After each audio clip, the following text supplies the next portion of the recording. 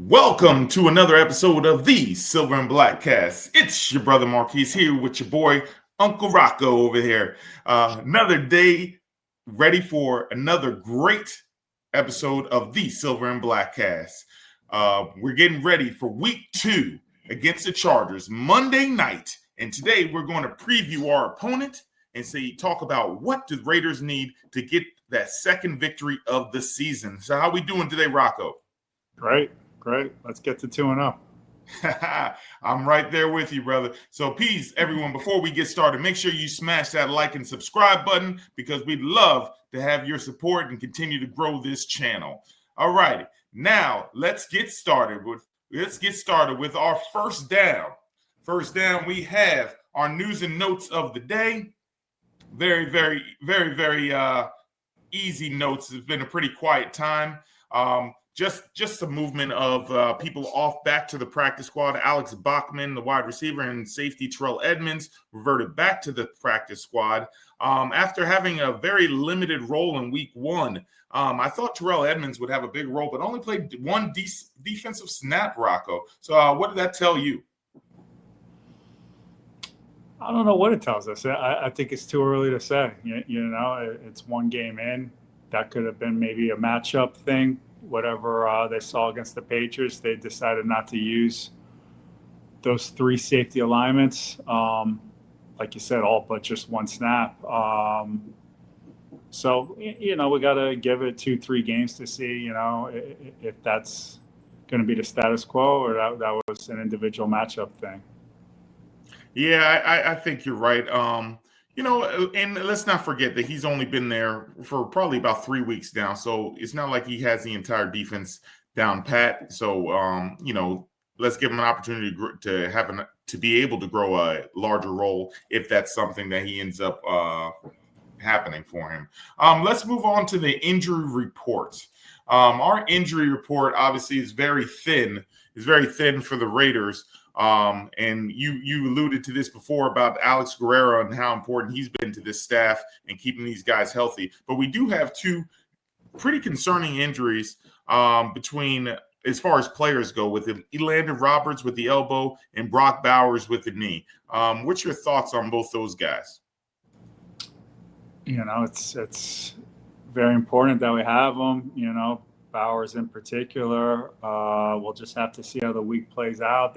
I know they didn't practice today, but if you saw Pete Carroll's press conference, and I believe Bowers spoke to the media too, they sound pretty optimistic that we'll have them both by the time, Monday night rolls around. I guess in this case it is a benefit to have an extra day. So I think more likely than not, they'll be out there Monday night.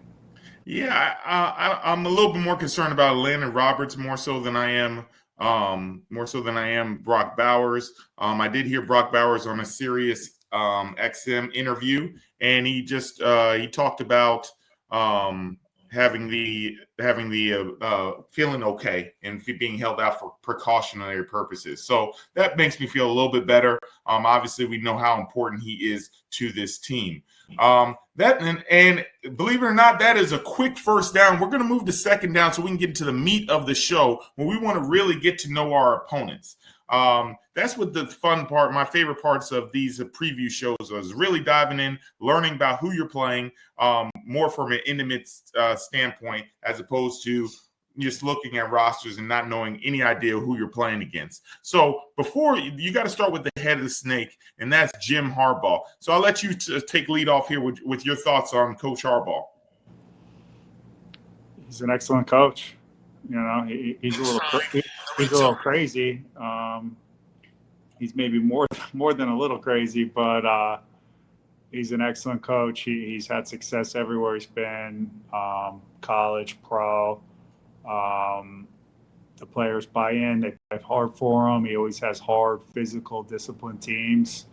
And there's a long history of a rivalry between him and Pete Carroll with a little bit of bad blood at times in the past. So that's always going to be fun. That's a fun element to the game, and I'm sure we'll get his best shot.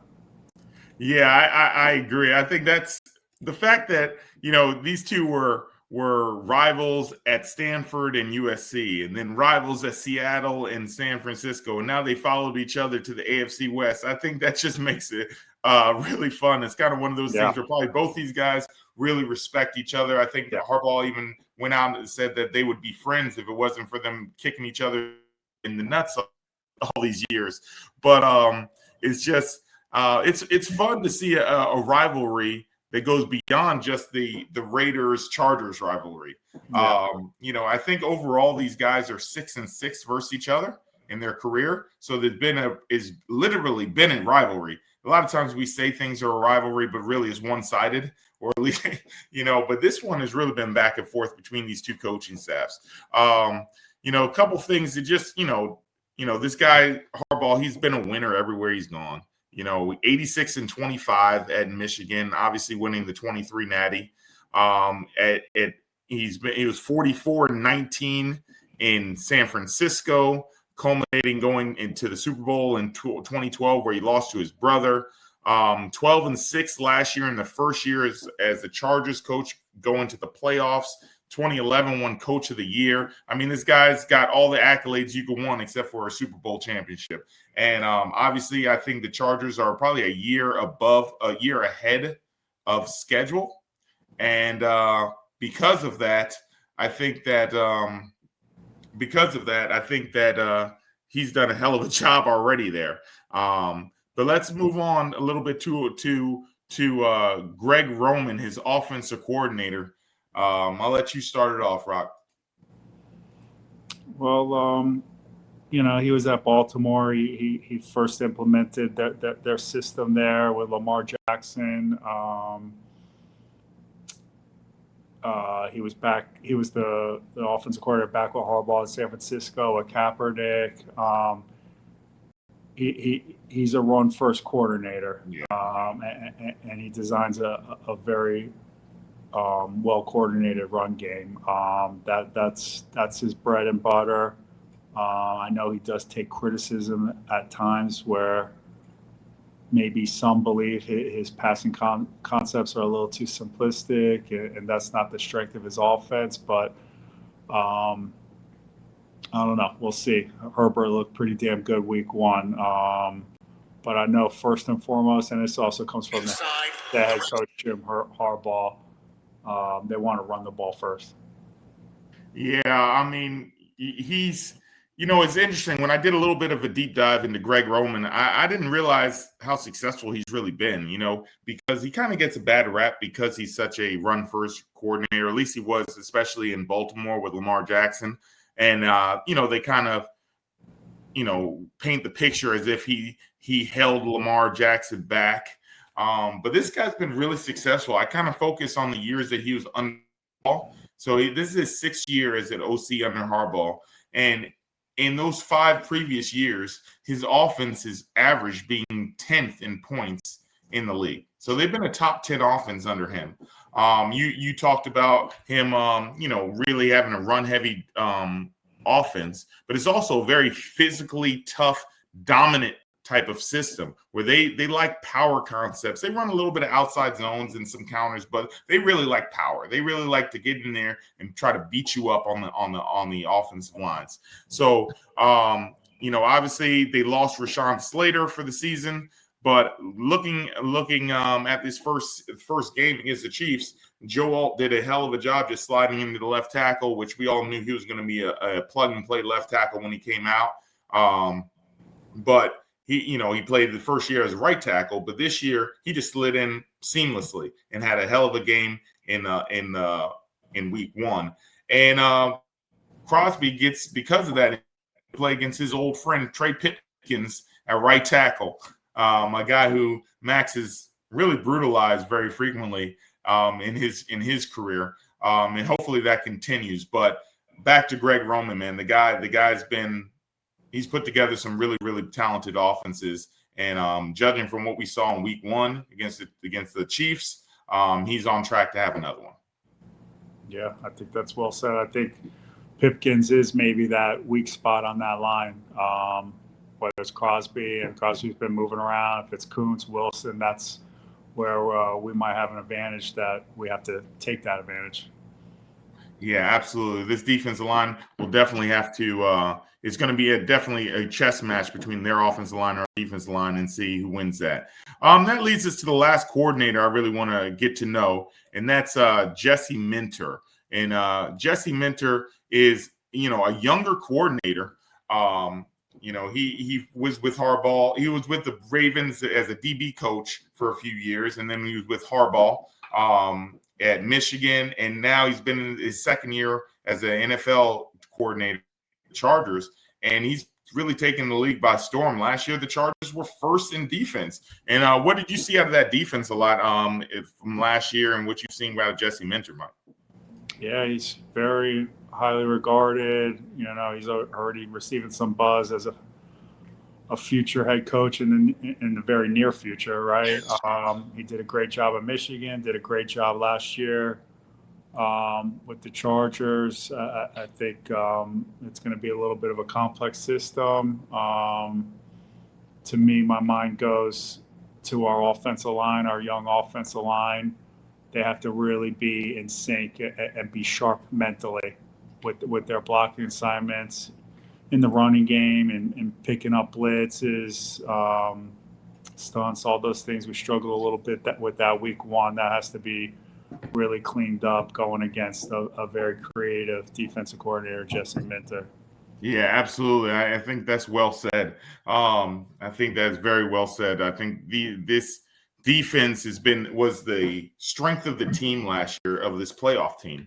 And I think that they gave the Chiefs fits in week one. And obviously, Chiefs had their own personal issues with injuries and things like that. But the defense didn't apologize for the Chiefs' injuries, and they made it really hard on Patrick Mahomes in that week one in Brazil. So the next thing we want to focus on is, let's talk about some of these players. And as you can see on the chart, we'll start on the defensive side here with these players, and we have on the edge. Obviously, you start with Khalil Mack and Tua Tagovailoa. I can never say his name right, so but it's fun. It's fun to try. Then you got guys like Tart and Hand inside. It's a strong, formidable defensive line. Denzel Perryman, who's been injured. We'll talk about their injury report in a minute. And, Henley also makes up that defense line. And they have a talented secondary with Dante Jackson coming over there. He's bounced around a little bit after having a stellar career in Carolina. And Derwin James, the stalwart safety back there. So what do you think about this defense? Yeah, there's talent there, of course. Of course, there's talent there. Mac, of course, who we're very well familiar with, and he's given us a lot of problems, since he's come back to the division with the Chargers. I know Henley's considered a rising star at linebacker. Derwin James is a real playmaker. I think, he's a safety. He plays nickel back. He plays all over the field. They use him as a chess piece, whether it's around the line of scrimmage, in the deeper half of the secondary. He's an outstanding player. To me, it kind of starts with the coordinator and the scheme, but of course there's a lot of talent there. I'd like to think there might be some opportunities to attack their corners, in my mind. Not to be arrogant about it, but if you're looking for an area to attack, I like our matchups there. Yeah, without being a spoiler to some of our keys to victory, I agree with you. I think that they're rooted in getting after the quarterback, and I think their linebackers are very good in coverage and very aggressive as well. Denzel Perryman may not be the best in coverage, but we know he's a heat-seeking missile. I doubt he may not be. He's training like he's not going to play. But then you also got Henley, who's really a stud. He's a young player, but he's all over the field. I do think that they miss Joey Bosa. They're going to miss Joey Bosa. That third rusher was huge when they had Tula Popa as their third guy, and he really benefited off that. But they did bring in a guy like Bud Dupree, who's had success in this league so. I think this team is, they have talent on all three levels of the defense. They have guys who've been really Pro Bowl to all pro guys at all levels of this defense. And I think you said it right. The scheme puts these guys in great positions to make plays, and they're going to cause some problems for this Raider offense. Let's move on to their offensive depth chart here.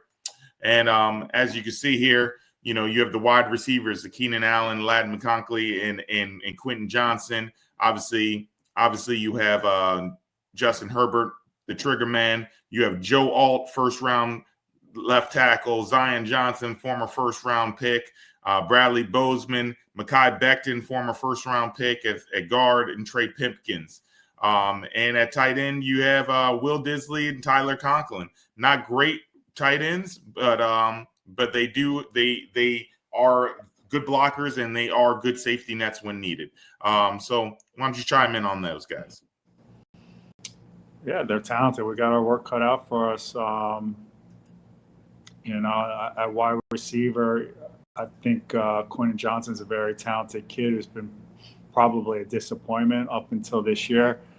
Had a big week one. Maybe the light bulb's gone on for him. Which, if that's the case, he's very talented. I don't know if you got to the backs yet. I think Hampton is, he's a little scary. It starts with us having a win up front, win that battle at the line of scrimmage, and then tackle him. He's a talented kid. And then, of course, Herbert. We all know Herbert. He's one of the better quarterbacks in the league. Has been for a few years. Looked like maybe week one he's maybe taken it to another level. And if that's the case, then we're going to need to bring our A game. Yeah, I think that you said it right. I think, look, we have seen Herbert be deadly. We've seen this guy be an incredible player. His biggest problem or biggest question mark is always the same. Can you do it in the big moments? Obviously he's had struggles in the playoffs, but no one questions his talent. No one questions the ability he has to make things happen on this field. But we'll see if he can continue. That win against the Chiefs is a big win. That could be one of those springboard games where he puts in for an MVP type of season and quiets all the critics. But we will see if the Raider defense can cause him a little bit more problems. One thing you did mention that I didn't step in and talk about was the rookie running backs, Amarion Hampton, who, like Ashton Jeanty, was a first-round pick. And they have, obviously, Najee Harris, who's coming off of a firework incident when he almost blew up his eyeball. Hopefully that's healing okay. I know that he did play, but he only got one carry. So it was really going through Amarion Hampton for the most part in that backfield, and he's a talented guy. So stopping that trio of wide receivers, Ladd McConkey had an unbelievable rookie year. I think he had almost 1,200 yards if he didn't. He's a really good player. I think some of that might be because the offense filtered to him. I don't know if he's going to continuously through his career be that kind of a receiver, but he is a really good player. As you mentioned, Quentin Johnson, maybe he's putting it together. I know the Charger fans would probably love that. They've been waiting a long time to see him become successful. And the old vet, Keenan Allen, that guy, Mr. Reliable. He came in and he looked like he didn't miss a beat with Justin Herbert. And it's going to be interesting to see how that plays out. Hopefully the Raiders were able to catch a lot of what they were doing on film. May have caught Kansas City by surprise because Kansas City's defense, who's usually very, very good, did not look as experienced as it usually is and as dominant as it usually has been over the last couple years. But credit to the Chargers for making them look that way. And hopefully the Raiders can learn from that and come out ready to go to get this W on Monday night. Absolutely. So that takes us to third down. We're going to talk about on third down, we're going to talk about some areas of improvement, areas where the Raiders need to get better, need to show some improvement, and some of our concerns about what can happen in this game if the Raiders were to struggle. So, Rocco, one of the concerns I have, was Herbert versus our secondary. This guy, can sling the rock, as we know, and the way he's able to get these guys involved is very concerning to me. He had 4 receivers that had over 50 yards against the Chargers.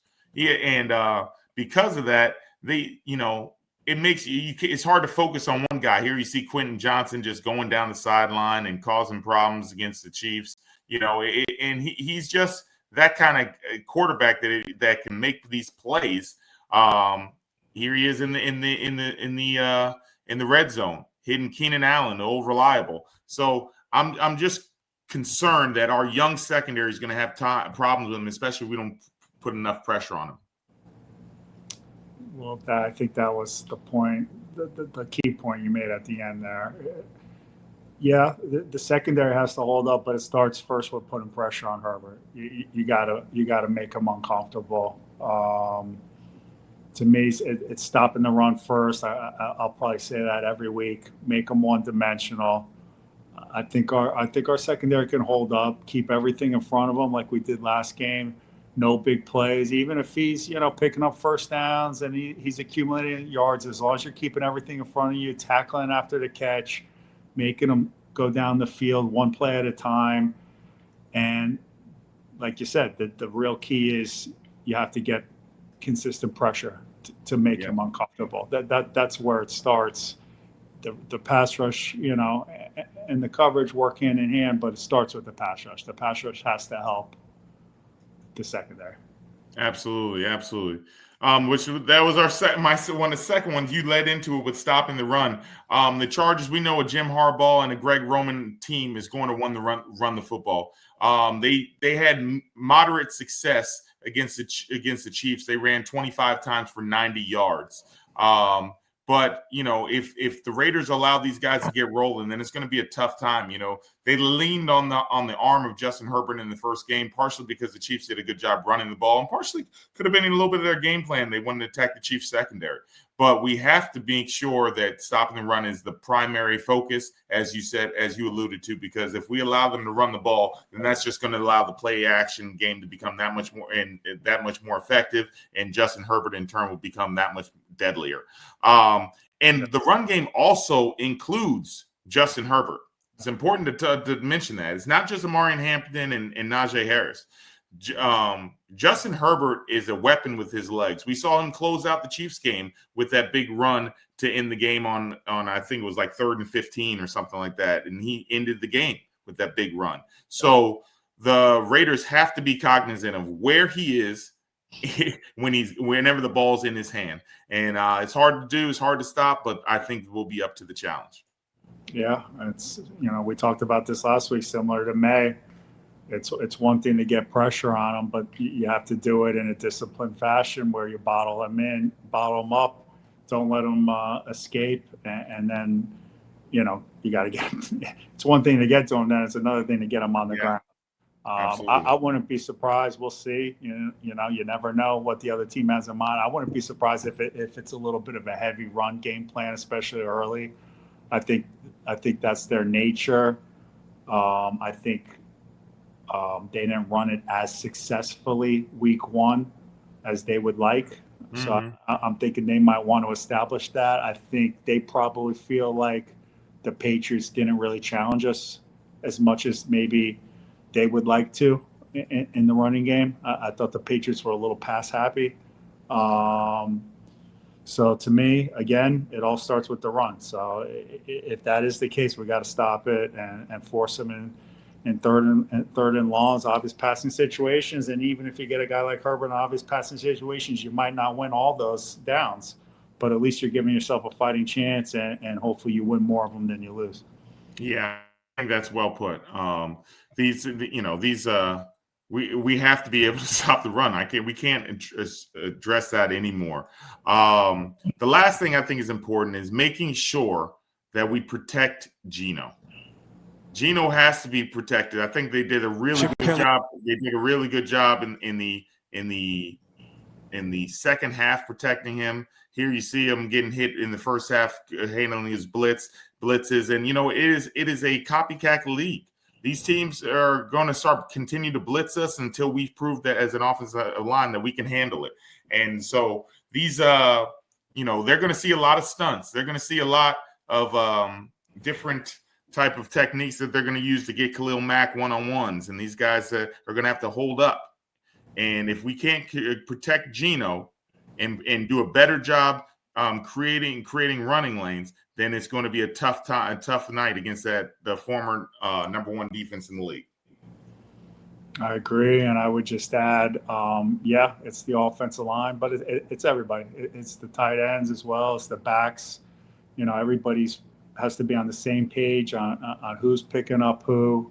With the different stunts, with the different blitzes, and then the running game, the same thing. The backs are involved, the wide receivers are involved. It takes a team effort to make sure all these plays are blocked up properly. And Jesse Minter is going to stress us mentally. I thought the offensive line played well physically for the most part, especially in pass protection. When they're rushing 4, I don't know that we had all that much trouble. The trouble was, mental mistakes, mental breakdowns when they did bring, different type of blitz packages and attacked us in that regard. So, yeah, all that needs to be, a super clean operation on Monday night. Absolutely. All right, so those are our three biggest areas of concern. We're going to move on now to our keys to victory. The first key to victory, Rocco, I have is making sure that we are able to run the rock more effectively. Jeanty had 19 carries. That's great. I got no problem with the number. The problem is he only had 38 carries. Amazingly, he had 44 yards after contact with only 38 yards for the game. 44. He had more yards after contact than he did for the total of the game. He was in the first game. He averaged 0.32 yards before contact. So he was getting literally on average 1 foot before he was getting hit. So we have to do a better job creating lanes for him. We had some moments. If we look back here, you see some runs he had here. Like, for example, he had the great holes there. Able to pick up 9 yards. That's a great run. We need to be able to do those type of plays have to happen more frequently, and I think they will as the timing gets better. But it is thoroughly. We can't stress it enough how important it is to allow this guy to have some room to get downhill, because once he gets his shoulder squared, he's going to hit you. He's going to get some yardage, and he's going to cause some problems. But we have to give him a chance. Rock. Yeah, it's well said. I hope the running game, clicks and really, explodes on Monday night. But my point is, even if that's not the case, at least if they just improve where, you're consistently getting positive yards and just taking some of the pressure off of Geno in that passing game, putting him in more advantageous positions. As far as down and distance, even that, if it's a small improvement, will be a step forward, and hopefully they take a big leap and they put it all together. And he runs wild, but that for sure, the running game is definitely going to be a key. And I think the running game has got to be more than just Jeanty. We watched the Chargers in that Chiefs game, and we watched Patrick Mahomes, who we know he's Mr. Improv.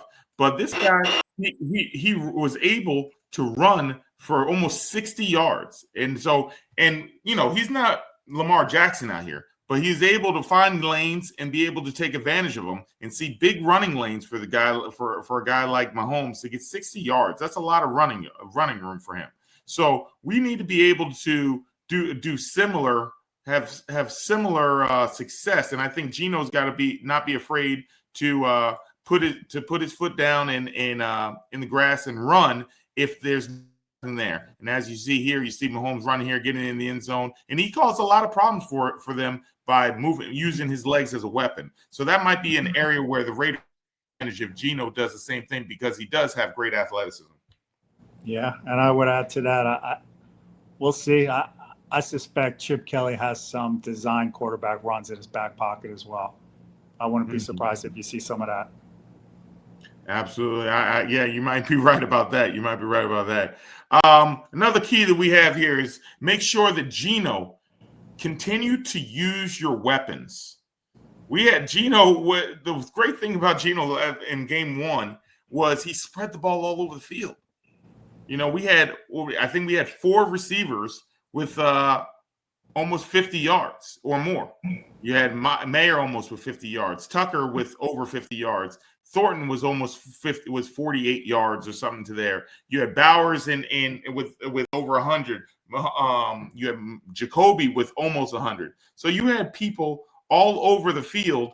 You had them all over the field catching the ball. So it's hard for a defense to be able to sit there and key in on anybody when you're sharing the ball with everyone. So Geno's got to continue to do that, to couple that with the run game. Yeah, I agree, and I'm sure he will. That's how this offense is built. I think that'll be the case every week. And I agree. I think those are the type of attacks that can be the most difficult to stop, when it's very balanced like that. And, it's 3rd and 5, and you don't know who the Raiders are targeting and who's their number 1 target. I think it puts a lot of stress on the defense, and I believe that's how the offense is built. And, we ran that to great success week 1, and I fully suspect we will again this week. Absolutely. Another key that I want to make sure that I think is important that we have is to make sure that we also can run and test that defense. We talked about running the ball with efficiency. I think we have to be stubborn with it too. Maybe not to the point where it's foolish to run the ball, especially when you can throw it the way Geno has. But the Chiefs ran the ball 11 times. They caught 11 runs in a 1-score game. And so you didn't test that defense. Find out if that defense really is that stout, or if they just haven't been tested yet. The next one we want to make sure is we got to pressure Justin Herbert. If we don't pressure him, you're going to give up a lot of big plays, because that guy's got a big arm and he's going to sling it all over the field if you don't get a lot of pressure on him. You have to make sure that he's uncomfortable. Anytime success we've had with him is because he's been under siege. Max Crosby's been in his face all night long. And even when he is in his face like that, you may still not have a chance. May still might make the great play. But I think that has to be one of the keys to the game, is you have to be a thorn in his side and cause problems for that offensive line.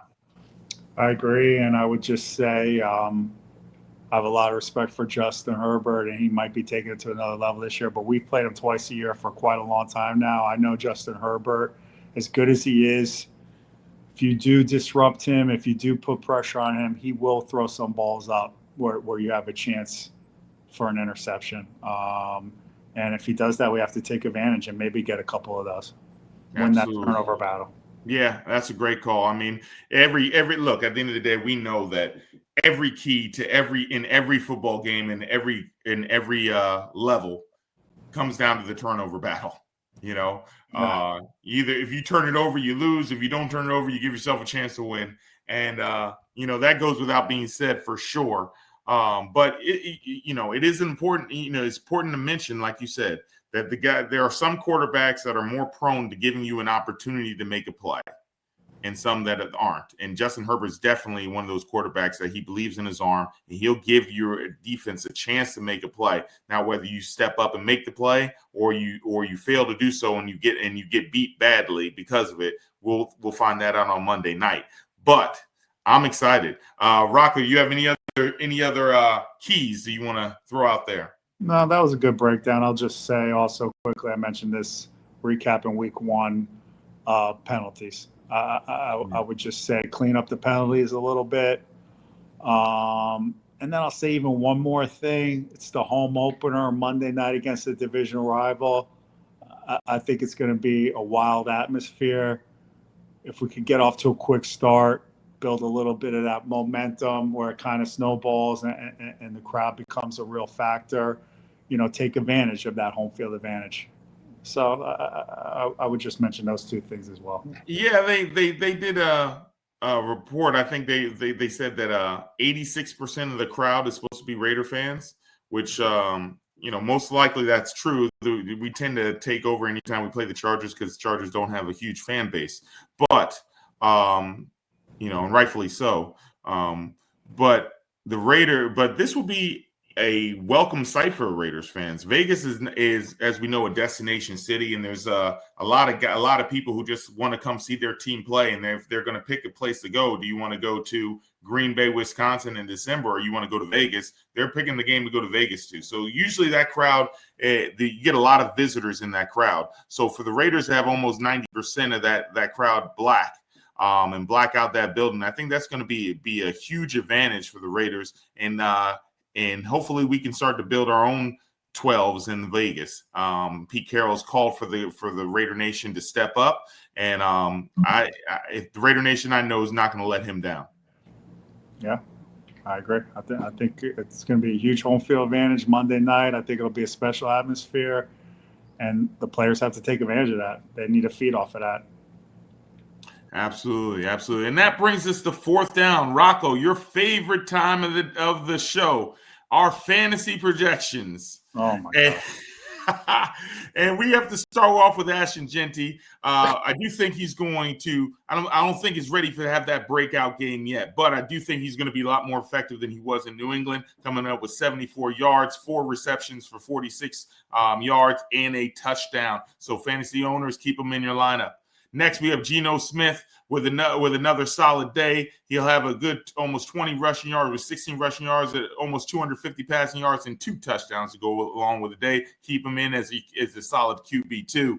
Jacoby Myers with 6 receptions, 67 yards. He's going to continue to be one of the focal points of this offense, especially if Brock Bowers is a little bit banged up. They expect them to lean on him a little bit with a solid day, and will be a solid wide receiver 2 for you in your lineup. Brock Bowers, he's still banged up with one knee, with one hand, whatever he's got. He's still a threat. He's still a dominant force, and he's still going to get multiple catches. Count him in for 6 catches and 52 yards. The kicking game, special teams wins games, ladies and gentlemen. Daniel Carlson, we expect him to get at least 3 field goals, a couple extra points to go with it, and have a solid 14 to 15-point day for the Raiders. And lastly, the defense. Expected to give up 26 points allowed, 2 sacks, and a fumble recovery.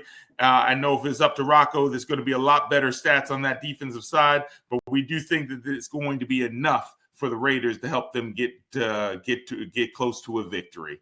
And now let's make sure now that that's over, Rocco, you can exhale because we know how much you love fantasy football. Let's move on to your questions. It's your fan questions. Let's answer these and see what the Raider Nation is thinking, and we're going to bring you the heat with you. So here we have question here. First one, how important is this game versus the Chargers, Rocco? It's a division game. I think division games always have added extra importance. So there's that. Other than that, I think it's just the next game. I don't think there's anything,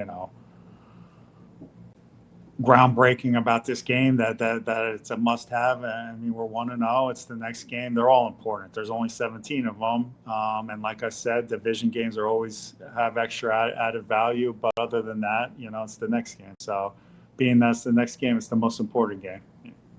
What else? Yeah, I don't disagree with you. I think that I think we as fans, we get caught up in the moment sometimes. We think every game is more important than it really is. And don't get me wrong, I think this game is very important. I think for multiple reasons. I think, obviously, as you alluded, it's a divisional game. You don't want the Chargers to start out 2-0 in the division, and you're 0-1 in the division if you're fighting to win the division or a wild card. It's another AFC game when you're fighting for positioning for playoffs. All these AFC games, they add up. But most importantly, I think it's important because this is a barometer game to me. Yes, you won it. You went to New England, you won the game, and it was a great win, and it's hard to win in the NFL. But I think across the league, a lot of people thought, hey, that's a good chance the Raiders can win that game. These teams are too evenly matched. The Raiders have a few better players. They can go there and win. They got Pete Carroll coaching. They're ready to change the culture and win that game. But not many people think that the Raiders can beat the Chargers. People think the Chargers are really, really good. So this is that barometer game for me. To me, this is that game you go out there and you smack them in the mouth and you tell them. That makes people say, you know what? These Raiders, they might be for real. And not that not their thoughts matter, because it only matters what's in that locker room. But to me, as a player, you like these opportunities, because these are the opportunities where you get to show everyone how special you are. It's Monday night, prime time. Everyone's there watching this game, and you get the opportunity to say, everybody, hey, you were wrong about us. We're the Raiders, and we're here to play. And I think that means a lot. So while I don't think this game in this grand scheme of the season is that important, I do think it is important because it could be one of those games that you can use as a springboard. I like it. Next question up we have here says here, will this be the week that Ashton Jeanty arrives? Yes. Hey, man, he's going to arrive. We just have to block it up. If we give him a chance, we block it up correctly, consistently. I have no doubt this kid is special. Yeah, I think that look, this guy, you block for him, you give him an opportunity, and this guy's going to do everything that he can to make life hard on that defense.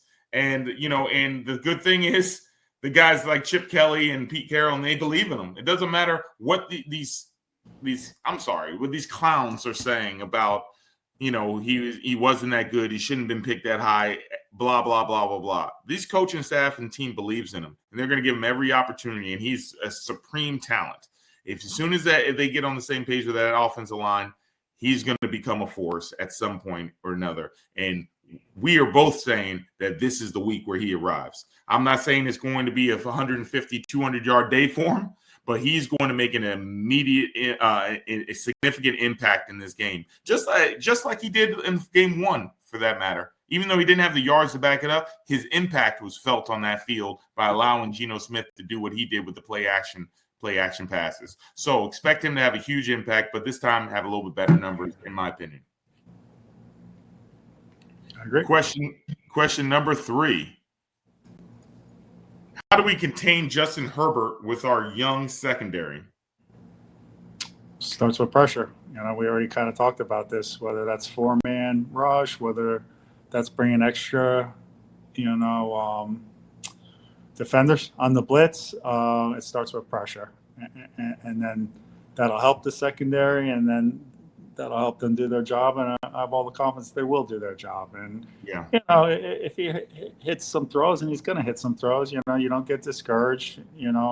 As I always say, don't give up the big play, whether that's a deep ball, where a receiver gets behind the defense, or a coverage bust, nothing like that. Make him earn it the hard way. It's okay if he's racking up a lot of yards, as long as you make him earn it the hard way. You get some key pressures. Maybe you get a couple of picks, and maybe at the end of the day he has 340 yards, but they have 17 points. That maybe is a win. I could see it playing out that way. Yeah, I think that it's going to be tough sledding for them. But I think Max Crosby versus Trey Pipkins is such a big matchup that can alter this game. If Max Crosby is able to dominate and forces them to add extra support to give him help, which gives more guys one-on-ones, allows Malcolm Kuntz and Tyree Wilson and those guys to be a little bit more of an impact. All of a sudden, that secondary has to cover a little bit shorter. All of a sudden, the guys like Caillou Blue Kelly, his coverage gets a little tighter. And if that happens, then all of a sudden you got Justin Herbert putting the ball in harm's way. And now that young secondary is able to make a play. We were all very concerned about the young secondary in week 1. And not saying that Drake May is Justin Herbert. Obviously not. However, that secondary held up well and helped hold that team to 13 points. And when you watch that game, there was what I really liked is that almost anytime there was a completion, maybe there's times where there was a little soft coverage or maybe a little bit more space than you'd like. But every time they made a pass, boom, the guy was right there, tackle. Boom. He didn't break away. It wasn't the Raider defenses of pass that we've seen a guy catch the ball over the middle and he's running free for 50 yards and no one's even near him. It wasn't the busting coverage and things like that. And I think as long as you're consistent like that, you give yourself an opportunity to make plays. And I think that they'll hold up okay, even though I think that the wide receivers for the Chargers will be a greater test than they had in week 1. Yeah, I like that point. Tackle after the catch. Very, very important. Underrated stat for a cornerback. Next one. Who will be the X factor in this game?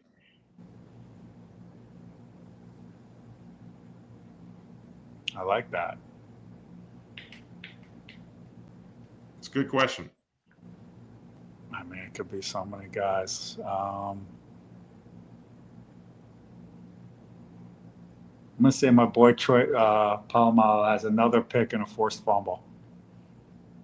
Another pick for Troy Polamalu. Yeah. Wow.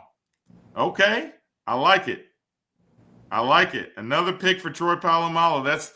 I'm going to go with the X factor in this game is I'm going to go with the defensive line. I'm going to pick a player. I'm going to go with defensive line. I think the defensive line is the X factor. They have to dominate this game if they want to win. It can't be close. It's got to be pure, unadulterated domination. And we have to make his similar to the Christmas Day game against the Chiefs, where we just dominated them so much that there was nothing that they can do. And so that's what my X factor is, that defensive line. All right, next question. Oh, this is my favorite question of the day right here. Will Rocco be able to stay awake even though it's a 10 p.m. Eastern kickoff?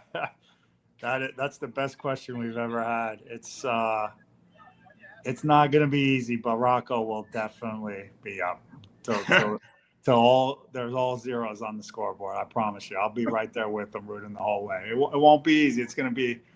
You said it's going to be a tough test for the secondary. It's going to be a tough test for Rocco. I'm up for the challenge. I promise. I'm up for the challenge. I love it. And I'll tell you this. Rocco ain't the only one who's going to be struggling with that 10 o'clock start, man. Holy smokes. I mean, 9 o'clock is hard enough when those games are over at midnight. But to have a game where it's not going to be over till 1 o'clock, 1:30 at the earliest, man, that's going to be tough. But we're gonna suffer through it. We're gonna suffer through it the next morning. I can promise you that. I can promise you that. Definitely need a nap before that game.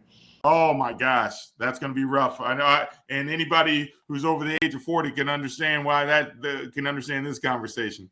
I don't know what the NFL is doing to us. Last question, biggest one, most important one of the day.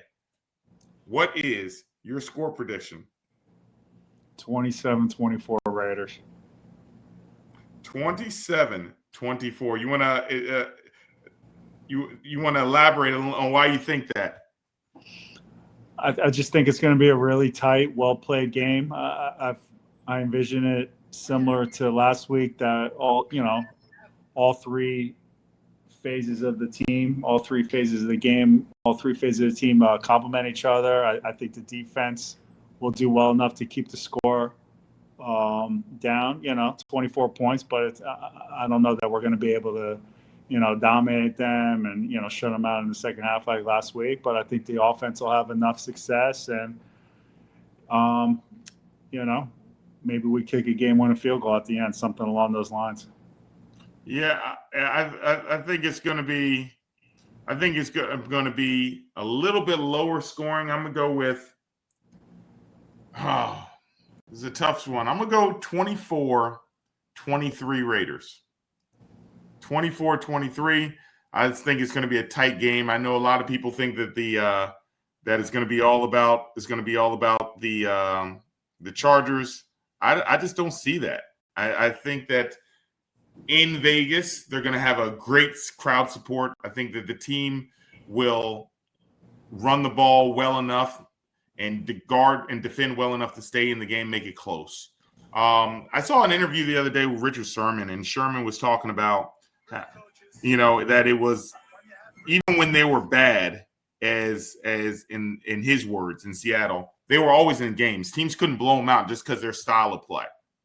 And to me, that style of play is evident still with this Raiders team right now. And as long as we're able to run the ball with some kind of success, and as long as we're able to continuously attack down the field and stop their run, I don't see how they can really pull away. I don't see the Raiders allowing that in Vegas. They're going to be hyped up for the first game of the year, and because of that, they're going to be all over the field playing with energy. As long as they don't get overhyped, but the good thing is I think we have enough veteran presence to not allow that to happen, because we've seen that happen before. These guys come out and they're too fired up and things like that, and all of a sudden, next thing you know, they're down 14-0 in the first quarter. So we can't end on that note, Rocco. Give me some positivity. No, I think we're going to start fast. I think it's going to be a special atmosphere. I don't know that the Chargers will let us pull away either. I think it'll be a back and forth dogfight, and most importantly, just win, baby. The Raiders will have more points at the end of the day than they do. I love it. Well, ladies and gentlemen, that's it for another episode of the Silver and BlackCast. So just remember, win, lose, or tie, Raider Nation till we die. Make sure you smash that like and subscribe button and get ready for another Raider victory late night into the early mornings of Tuesday. Oh, my gosh. But it's all right. As long as we get that Raider W at the end, we'll be walking with our chest puffed out and our pride high, as we always will be. So remember, as always, guys, live your life and just win, baby. Just win, baby.